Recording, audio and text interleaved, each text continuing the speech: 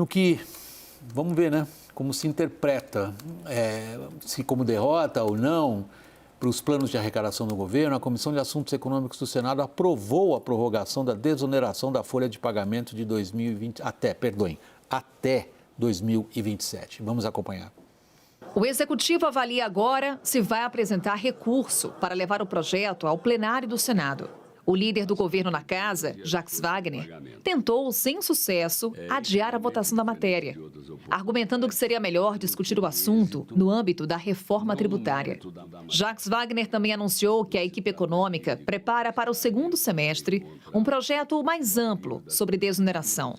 Segundo a Receita Federal, a ampliação do prazo do desconto, aprovada nesta terça-feira, causará impacto de ao menos 9 bilhões e 400 milhões de reais anuais aos cofres públicos. A política de desoneração em folha, que abarca empresas de 17 setores da economia, começou em 2011, ainda na gestão Dilma Rousseff, e desde então vem sendo renovada por todos os governos. A versão mais recente tem validade até o fim desse ano.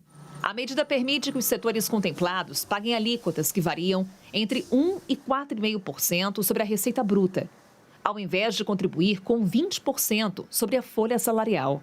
O texto aprovado na comissão do Senado também estendeu o desconto a municípios com população inferior a 142 mil habitantes, reduzindo a alíquota da contribuição previdenciária desses locais de 20% para 8%. A expectativa é de que somente essa medida cause um impacto adicional estimado entre 9 e 11 bilhões de reais por ano. Segundo o relator da matéria, senador Ângelo Coronel, isso alcança 3 mil localidades, onde vivem cerca de 40% da população brasileira. Que hoje a União finge que recebe a previdência das prefeituras e as prefeituras fingem que pagam. Então, na verdade, é melhor receber 8% de algo do que 100% de nada. Esse verbo usado pelo senador, finge, né? É a essência do nosso debate político, no fundo, né? Como tratar da conta pública. Agora há pouco, o ministro da Fazenda, Fernando Haddad, falou sobre esse tema, desoneração, e disse que vai tentar adiar a votação dessa matéria no Congresso. Confira.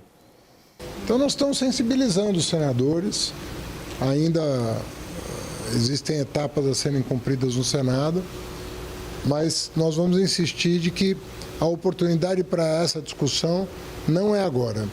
Eu estou sinalizando, pedindo essa confiança de que depois da reforma tributária nós vamos entrar na segunda fase da reforma, onde esses tributos que não foram tratados na primeira fase poderão ser redesenhados. Até porque os benefícios previstos têm vigência até dia 31 de dezembro desse ano. Eu realmente não consigo entender a pressa. Daniel Ritt, né? Às vezes aqui a gente fala, né, em tom assim de cientistas políticos da academia sobre a condução da agenda política. Está aí, para quem nos acompanha, um exemplo clássico do que é agenda política. Qual é a agenda política final que prevalece? A do Congresso, que está aí claramente levando adiante aquilo que o Executivo considera desnecessário nesse momento. São muito eloquentes as palavras do ministro da Fazenda. Ele está preocupado, ele está pensando em controlar de alguma forma e garantir a arrecadação, e o Congresso tem uma outra agenda. Como é que o Executivo vai dar nó nesse pingo d'água? William, nesse caso ficou bastante evidente a autonomia do Congresso, no caso o Senado, em tocar adiante essa agenda. O placar hoje na Comissão de Assuntos Econômicos foi de 14-3 a favor da prorrogação. Eu atribuiria menos a uma desarticulação política do governo no Senado, que existe, está aí mais uma evidência, e mais a articulação do setor privado. É uma articulação, um lobby legítimo, muito forte, de muitos setores, principalmente do segmento de comércio e de serviços, altamente empregadores, mão de obra intensiva, ali, com uma grande composição do trabalho no custo final, que pleiteiam há muitos anos a desoneração da folha até com uma política permanente.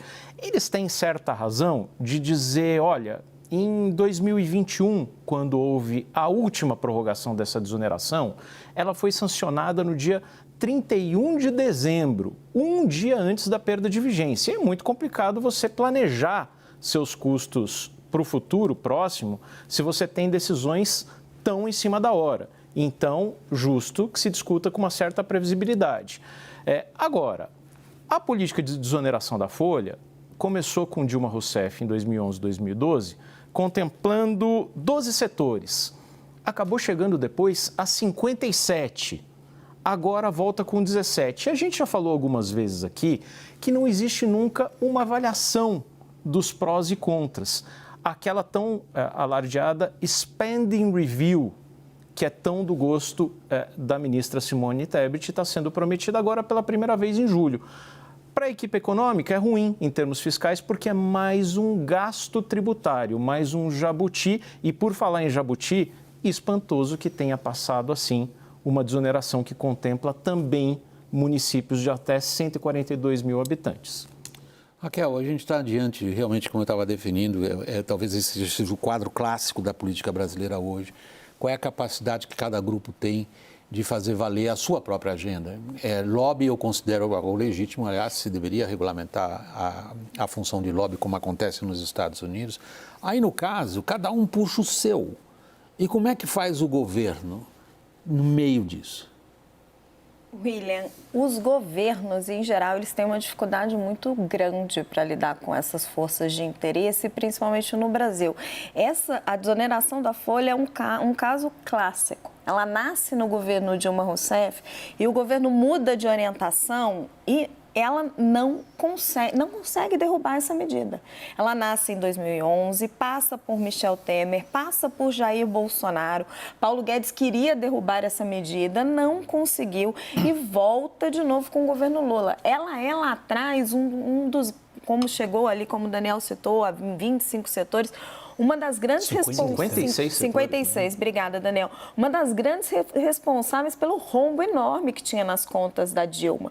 O PT, depois, de alguma forma, reconhece que foi um enorme erro, que achou que os setores iam investir, iam empregar e que aquilo virou margem de lucro. Foi um erro de política econômica que persistiu e que ninguém consegue tirar. Assim, o ministro Fernando Haddad, o que ele está tentando é ganhar um pouquinho de tempo para ver se compensa isso de outra forma. O Paulo Guedes falava em criar uma CPMF, lembra?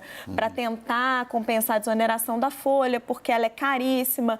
O fato é, você cria lá atrás um mecanismo todo desconjuntado para ver se você estimula a economia, essas fórmulas mágicas que o petismo gosta.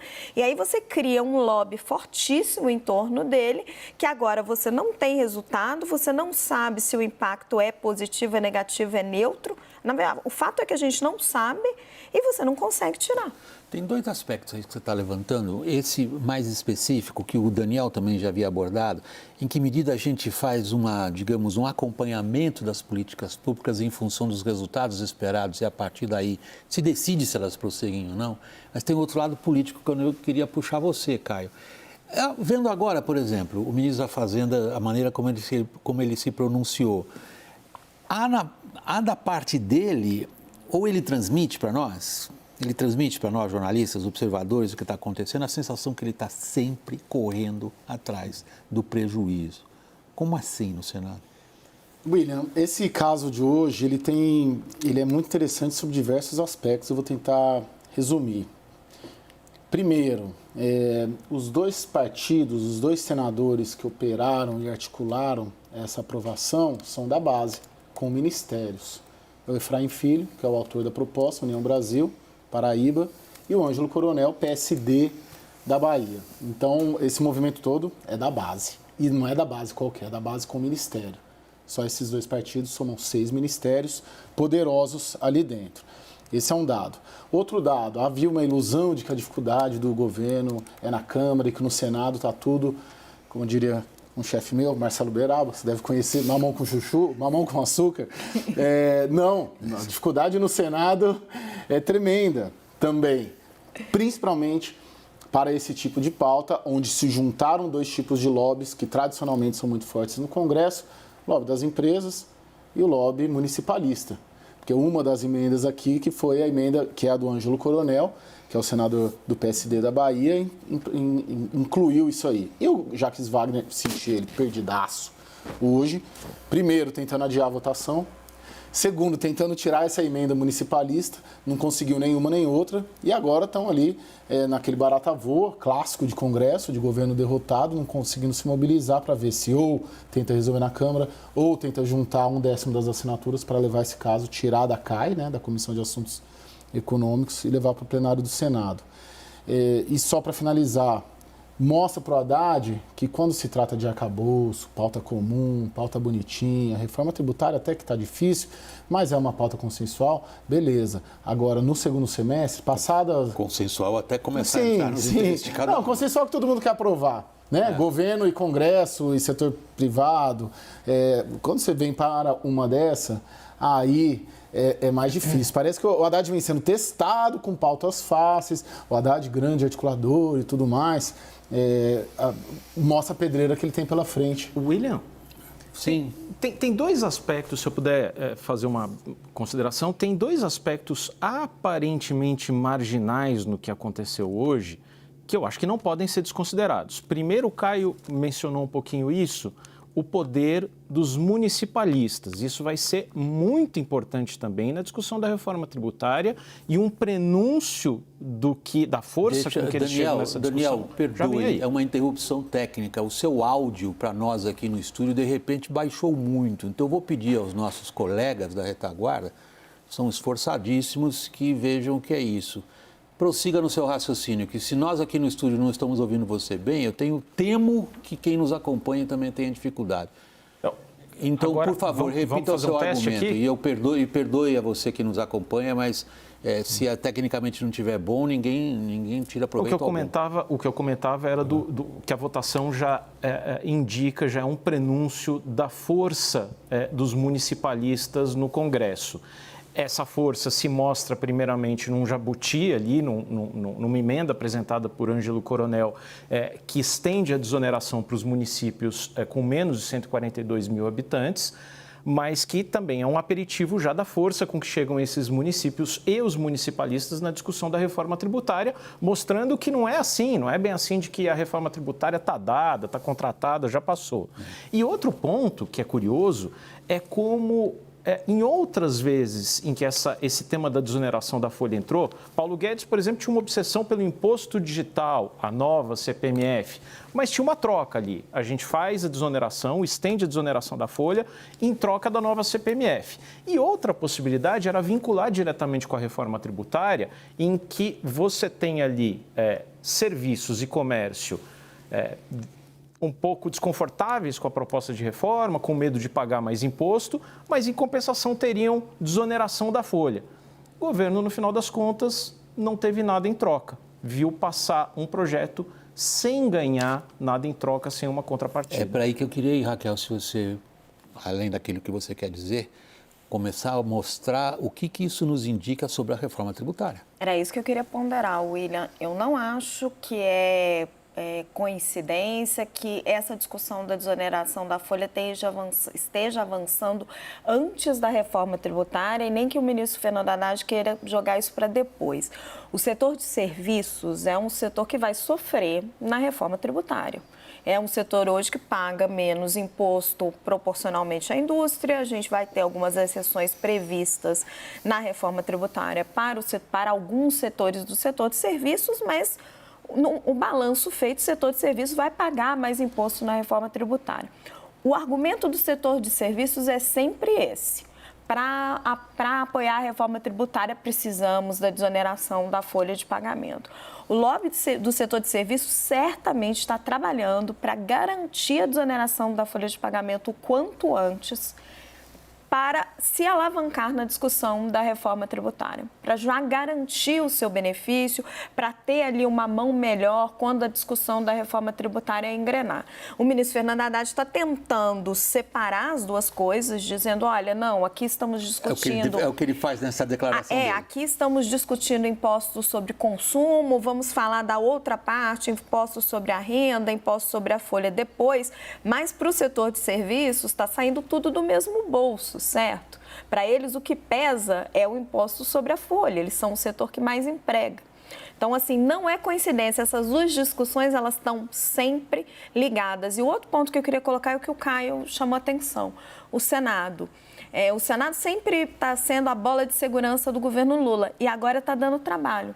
Não só na desoneração, como no marco fiscal. Está aí colocando a questão do Fundeb, do Fundo Constitucional do Distrito Federal. Estão querendo mostrar aí para o governo, opa, a gente também exige, também precisamos aqui ser atendidos. Em outras palavras, quando a gente fala de reforma tributária agora, em relação a esse episódio de hoje, nós estamos falando basicamente de capacidade / incapacidade política de articular essa agenda. Como é que se dá isso agora? Bom, eu tenho monitorado essa questão da reforma tributária quase que diariamente, hoje de novo, ontem, tanto com o Aguinaldo, o Reginaldo Lopes, eu sinto eles e a equipe econômica otimistas. Algo que eu me surpreendo, porque acho que tem tanto pepino, tem tanta coisa para Basta ver esse de hoje. Basta ver esse de hoje, basta ver as questões com os estados, a questão do Fundo de Desenvolvimento Regional, das alíquotas seletivas. O Reginaldo Lopes me disse ontem que eles acreditariam que votaria até em junho ainda, o que eu acho surpreendente se isso ocorrer. Muita gente já acreditando que a reforma tributária pode ficar para o segundo semestre, e aí também a gente fala bastante do governo, e a gente vai ver do Arthur Lira também.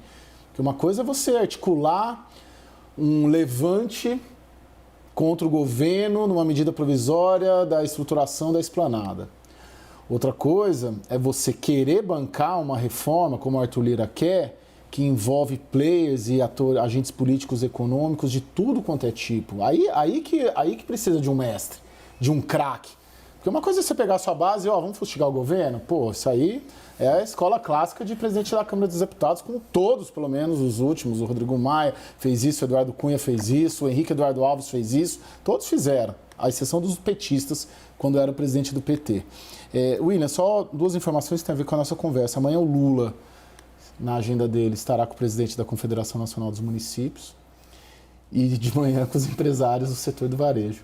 São justamente os dois setores que a gente está tratando aqui. Daniel, exatamente o ponto. Parece até que foi combinado. Umas 10h30 da manhã com os empresários. Nós estamos dizendo para o público o seguinte, tem uma forte articulação de correntes políticas que representam um importante segmento da economia que tem muito emprego, dizendo, peraí, eu preciso disso. Tem os municípios aí, preciso disso. Tem o ministro da Fazenda dizendo, não, assim não dá.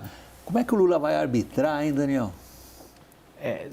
Observe que nas declarações de hoje, agora há pouco, né, William, do ministro da Fazenda, Fernando Haddad, ele deu ali um sutil recado, porque o que ele diz é o seguinte, a gente vai trabalhar contra a aprovação desse projeto no próprio Senado, porque tem um instrumento regimental ali que se tiver 9, 10 senadores, você pode forçar a votação em plenário, então não termina a discussão ali na Comissão de Assuntos Econômicos, precisa de mais uma votação.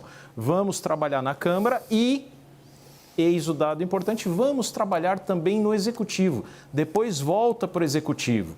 Ou seja, ele já está falando ali, já está dando um recado de que até se cogita uma possibilidade de veto à medida. E outro ponto importante, eu sei que a gente discute isso mais tarde, mas em 2021 houve pareceres técnicos, era outro governo, mas houve pareceres técnicos, como da Procuradoria-Geral da Fazenda Nacional, contestando a constitucionalidade da desoneração da folha. Então, pode sobrar mais uma vez para o Judiciário. Vai sobrar, com certeza. Nós estávamos preparando justamente isso, mas eu queria ainda ouvir a Raquel. Qual o ponto? O ponto é esse, Raquel. O Lula vai conseguir arbitrar? O Caio trouxe um bom desenho, vamos dizer como se fala na linguagem militar, da ordem de batalha de cada um. E isso amanhã nós vamos ver de manhã. O instinto William, do Lula empurra ele para que lado? Essa é a pergunta. Tirando pela experiência de governos anteriores, e a gente citou aqui, nasce com a Dilma, passa por Michel Temer, Jair Bolsonaro, eu duvido que o governo Lula vai conseguir mexer na desoneração da folha. E não acredito, assim, não sei. se o ministro Fernando Haddad consegue ganhar algum tempo, que é o máximo que ele está pedindo, porque eu acho que ele também sabe que ele não vai conseguir mexer. É uma coisa que está muito arraigada e eu acho que a principal aposta do ministro está sim no que nós vamos falar agora. O que ele consegue ganhar de batalhas no Supremo Tribunal Federal para fechar as contas. Porque nesse lobby aí, ele não vai conseguir mexer. Em suma, tudo que a gente está falando aqui, a gente volta no que a gente sempre fala aqui, que é a hipertrofia do Congresso. É o Congresso que manda hoje, não é mais o Palácio do Planalto. Mas aí tem um ponto que o Daniel estava colocando e a Raquel seguiu um pouco nessa trilha.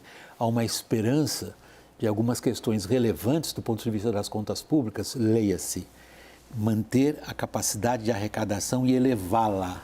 É obrigatório para esse governo elevar a capacidade de arrecadação se ele quiser cumprir o esquema que ele mesmo conseguiu aprovar de tratamento das contas públicas, que isso caia ou venha, de certa forma, através do judiciário. É desse assunto que nós vamos tratar agora.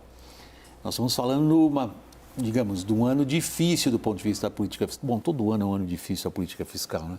O governo tem algumas vitórias importantes a serem assinaladas nesse contexto da política fiscal, que ajudam a prever um aumento de arrecadação para o ano que vem. É o papel dos tribunais superiores, evidentemente, do STF adiante. A reportagem é de Tainá Farfan. No caso mais recente, o STF decidiu que os bancos devem recolher PIS/COFINS sobre as receitas financeiras, ou seja, pelos juros cobrados. O entendimento vale para o período entre 2000 e 2014, quando a cobrança passou a ser regulamentada por lei. Com isso, a União projeta um ganho de 115 bilhões de reais na arrecadação. É mais uma vitória do governo no Supremo. Em maio, a Corte validou uma decisão do STJ e proibiu as empresas de continuarem abatendo benefícios dados pelos estados do Imposto de Renda e da Contribuição Social sobre o Lucro Líquido, a CSLL. Serão mais 47 bilhões para os cofres públicos, nas contas do ministro da Fazenda, Fernando Haddad. Um levantamento da consultoria tributária Lec Law, a pedido da CNN, mostra uma lista das ações judiciais nas cortes superiores que podem ajudar e muito na arrecadação da União. As vitórias nessas causas são essenciais para o governo, que trabalha para aprovar um marco fiscal sustentado pelo aumento do superávit primário. O governo já venceu, por exemplo, numa outra ação que considerou inconstitucional a redução de PIS/COFINS para todas as empresas do Brasil concedidas do governo Bolsonaro. E no processo de maior valor, a União evitou perder 472 bilhões de reais de arrecadação com a decisão do STF, que concluiu que as leis do PIS e da COFINS podem sim limitar os fatos geradores de créditos tributários. Até agora, no total, o governo já teve 645 bi em reversão de arrecadações e aguarda o julgamento de mais 3 ações tributárias no STF, que podem trazer um impacto de mais 151,9 bilhões de reais. Para este advogado, o cenário fiscal difícil em 2023 aumentou a preocupação do STF com a área tributária, numa tentativa de reequilibrar as contas públicas. O Supremo Tribunal Federal, em regra, costuma ser um tribunal mais suscetível a pressões políticas. E, em regra, quando nós estamos em momentos arrecadatórios ou de maior necessidade arrecadatória, nós costumamos identificar, sim, posicionamentos mais contrários do Supremo, que torna suas decisões eventualmente contrárias ao contribuinte. Outras decisões, como a adoção da alíquota única de R$ 1,22 por litro do ICMS dos combustíveis, costurada pelos estados com aval do Supremo, e a criação em Goiás da taxa do agro, que abre precedente para outros estados, ampliam o horizonte de arrecadação pelo país. Em fevereiro, o Supremo Tribunal Federal decidiu por maioria que mesmo sentenças definitivas de assuntos tributários podem ser anuladas em julgamentos futuros na própria Corte. A decisão é vista por especialistas com potencial de gerar ganhos bilionários aos cofres da União e de aumentar ainda mais a imprevisibilidade numa área do direito já complexa no Brasil. Está cheio de ironias isso aí tudo, hein, Daniel? O advogado que a gente acabou de ouvir na reportagem da nossa Tainá Farfan, dizendo o seguinte, eles estão, desta vez, assim, não tão a favor do contribuinte. os nossos diletos integrantes dos tribunais superiores. Ao contrário, em fases arrecadatórias, foi a frase do nosso advogado ali na reportagem da Tainá, eles podem ser, e aí termina, os guardiães da imprevisibilidade. Mas, do ponto de vista do governo, até aqui o STF joga junto. Pois é, William. Hoje, conversando com alguns advogados tributaristas, eles mencionaram muito um movimento que vinha se desenhando há alguns anos e parece que agora a gente está vendo uma colheita. Não começa neste governo.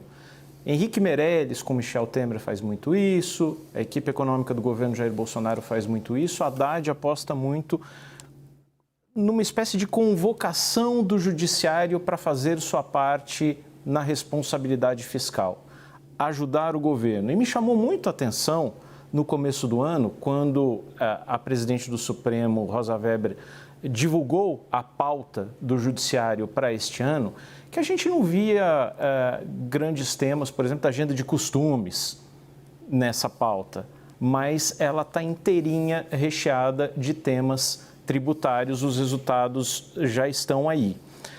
É óbvio que isso ajuda muito no plano do governo de conseguir atingir resultados primários que geram imensa desconfiança no mercado, que vê esses resultados, essas metas, como muito difíceis de serem alcançadas. Isso ajuda muito o governo, pelo lado da arrecadação.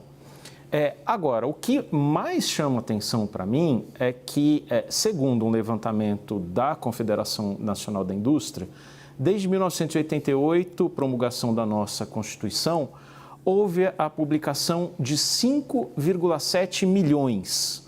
5,7 milhões de normas nos 3 níveis de governo, regulando sobre tributos, meio ambiente, outros tipos de regras. Isso gera uma insegurança, uma imprevisibilidade tal que não só joga a favor da insegurança jurídica, como diminui o incentivo ao empreendedorismo. Afinal de contas, nenhum empresário pode prever, ninguém que queira fazer negócios, qual vai ser o comportamento do fisco no semestre seguinte. Então, esse tipo de agenda, independente do mérito de como o ministro do Supremo decide, ou do STJ decide, o que gera é uma tremenda imprevisibilidade para os negócios. Por favor, Raquel. Assim, acho que é importante a gente perceber o tamanho da distorção que nós estamos tratando, porque o Daniel menciona, né, essa expectativa de que o judiciário faça a sua parte no ajuste fiscal. Isso é um absurdo, porque assim, cabe ao judiciário arbitrar os conflitos, né? Nada mais além disso, ele não tem que estar pesando para um lado ou para o outro. Se o judiciário, e a gente vai perceber isso com as decisões ao longo do tempo, estiver, como o governo tem, nós sabemos que tem maioria no Supremo Tribunal Federal, favorecendo o fisco nessas decisões, o que a gente vai estar assistindo acontecer é um aumento de carga tributária via judiciário, sendo que o Congresso Nacional não está aceitando um aumento de carga tributária. Esse é todo o nó deste governo. Esse governo quer gastar mais. Para gastar mais, precisa aumentar a carga tributária. O Congresso Nacional, que é um Congresso mais liberal, mais conservador, refletindo muito da sociedade brasileira, não quer saber de aumento de carga tributária. E aí o governo se alia com o judiciário e faz esse aumento de carga tributária de uma maneira indireta. É uma loucura, é uma inversão de papéis. Não cabe ao judiciário aumentar a carga tributária brasileira. Se bem que o Daniel aponta, Raquel, talvez a gente devesse ponderar um pouquinho. O seu argumento é bastante enfático. Ele supõe, inclusive, ou ele implica acreditar até no entendimento político entre dois poderes, o executivo... Nós já colocamos isso aqui várias vezes. Sim, mas é algo que a gente precisa provar. Exato, por isso que eu ponderei. Que é uma articulação... Vamos ver os julgamentos ao longo do tempo. Que há uma articulação voltada a que o judiciário tire da frente do governo bombas fiscais. Por exemplo, as contas que nós produzimos ali, para ilustrar o que nós queremos dizer para o público.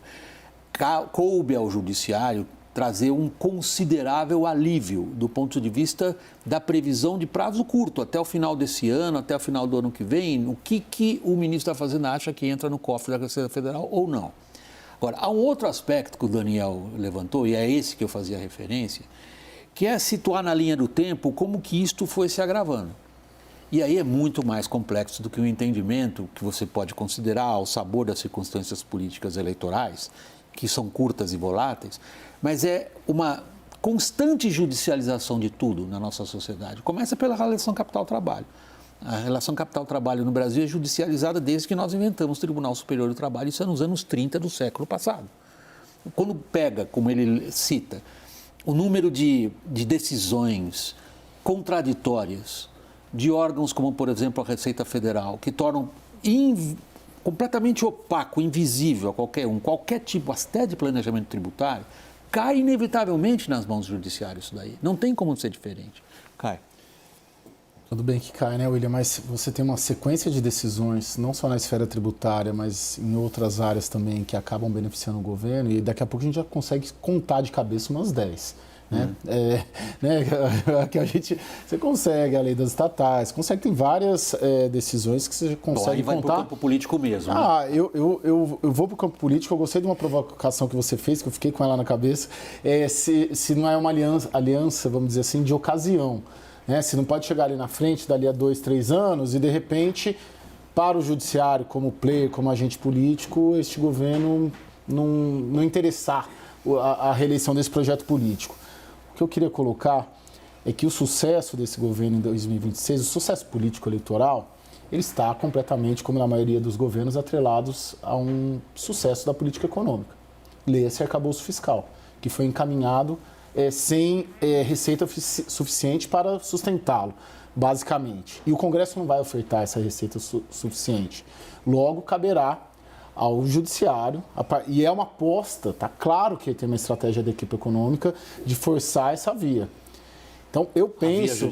A via judicial. Okay. Eu penso que no subconsciente, talvez, ou de uma maneira direta, o Supremo Tribunal Federal e os outros tribunais superiores que tenham essa visão de que é importante apoiar o sucesso desse projeto político para evitar um novo Bolsonaro ou alguma coisa nessa linha, estejam dando decisões para ajudar a sustentar esse novo marco fiscal.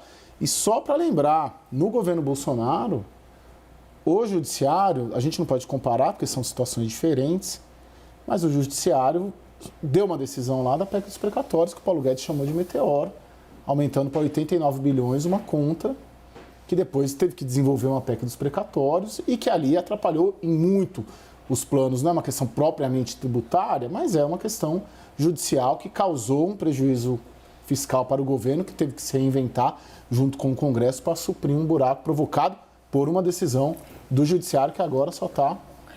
Então, eu estou com o Caio. Assim, eu entendo o que você está falando, que ao longo do tempo tudo se judicializa no Brasil, principalmente a questão tributária. Mas nós temos um dilema hoje no Brasil, que é um governo que quer gastar mais e um Congresso que se recusa a aumentar a carga tributária. E aí, no meio desse caminho, a gente está tendo um monte de decisão judicial a favor do Executivo e do aumento de carga tributária. Daniel? O que me parece muito relevante nessa discussão, porque eu não tenho a menor capacidade de dizer se o voto desse ou daquele ministro foi correto em temas tributários. Mas o que me parece muito relevante nessa discussão, que é claro que essas decisões mais recentes estão ajudando o governo do lado fiscal no curto prazo. E até no médio prazo, porque quando a gente pensa aí nos números do novo marco fiscal, a gente está olhando ali 2023, 2024, mas até o final da década, 2030, pode ajudar, pode ser uma excelente contribuição do judiciário ao governo. A questão é se a gente olhar mais no longo prazo, se isso tudo não está aumentando o custo Brasil, a insegurança jurídica, a previsibilidade nos negócios. É uma pena que a gente não tenha, em termos de segurança jurídica, que é um conceito um pouco abstrato, uma coisa como tarifa de energia, que a gente pode comparar, são $50 no Brasil e $20 na Alemanha. A gente não tem números tão objetivos, mas em todos os rankings que tentam medir a percepção de segurança jurídica, o Brasil vai não só muito mal em relação ao resto do mundo, como em comparação aos seus pares na própria América Latina. E é isso um pouco que está se corroendo quando você tem tantas normas e tantas idas ao judiciário. Solução de conflitos que descredibiliza o próprio judiciário, encarece os negócios e gera imprevisibilidade. É uma grande tese essa que você está levantando, Daniel. Ela é uma provocação além da provocação intelectual, porque, no fundo, a tua afirmação é a seguinte: objetivamente, do ponto de vista prático, o STF tomar uma série de decisões como essas que a gente veio abordando aqui na reportagem, na nossa conversa, facilitam a vida do Executivo, isso daí a curto prazo sugere um alívio e sugere aquilo que a gente sempre ouve por parte de integrantes do Supremo quando eles se dedicam a conversas ao pé do ouvido com jornalistas. Isso acontece em qualquer lugar, acontece nos Estados Unidos, na Alemanha não, porque lá ninguém sabe qual é o nome de quem integra a Suprema Corte, mas aqui a gente conversa muito com os integrantes do Supremo e a palavra que sempre surge nessas conversas é estabilidade. Há uma preocupação com estabilidade institucional e isso implica não criar adversários desnecessários, mas também não complicar a vida de um governo que precisa ter um mínimo de previsibilidade e estabilidade. Mas agora vem o teu ponto. O teu ponto é o seguinte, a tua tese é a seguinte: isto que parece no curto prazo ser uma ajuda, na verdade aumenta a sensação de insegurança jurídica. Porque ela não é simplesmente a capacidade de um agente econômico de fazer valer um contrato assinado, ou de uma relação empregador-empregado ter uma jurisprudência que seja aceita no país inteiro, ou de alguém estar perfeitamente adequado a tudo que existe desse emaranhado regulatório, nem falei ainda do tributário. No fundo, o que você descreve como insegurança jurídica é resultado de um contexto político. E esse contexto político está mais turvo e difícil do que nunca. Mas quer um exemplo, rapidinho, Dani, por cristalino favor, do que o Daniel está falando? Fevereiro desse ano, o STF considerou em decisão definitiva a coisa julgada, que tributos recolhidos de forma continuada perdem os seus efeitos caso a corte se pronuncie em caso contrário. Eu lembro que a gente tratou disso no WW. Até o passado é imprevisível. O passado mudou. Um tributo que as empresas não tinham pagado, aí teria que ser pago. Enfim, como é que você trabalha num cenário desse? Não são só decisões em matéria tributária ou que beneficiem o governo. Segurança jurídica significa estabilidade também nas decisões judiciais e aí não é, pelo amor de Deus, não é nenhum juízo de valor sobre o que o Supremo está votando, se o ministro está votando certo, se o ministro está votando errado. A questão é que, por exemplo, pegue um outro caso, índice de correção do FGTS, que desde 1991 segue a TR. Agora se discute no Supremo se isso vai mudar e virar IPCA. Já tem até 2 votos a favor. O ponto é que de 91 para cá não aconteceu absolutamente nada na legislação que justifique uma mudança da interpretação sobre a constitucionalidade. Se não aconteceu nada e o entendimento muda, é natural que se pense, puxa vida, o que mais pode mudar? O que mais pode mudar?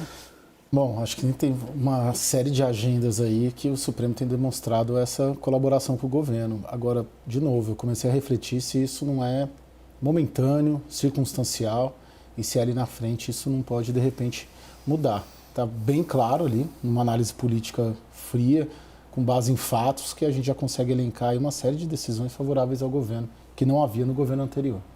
Raquel? Pensativa? Não, nada a acrescentar.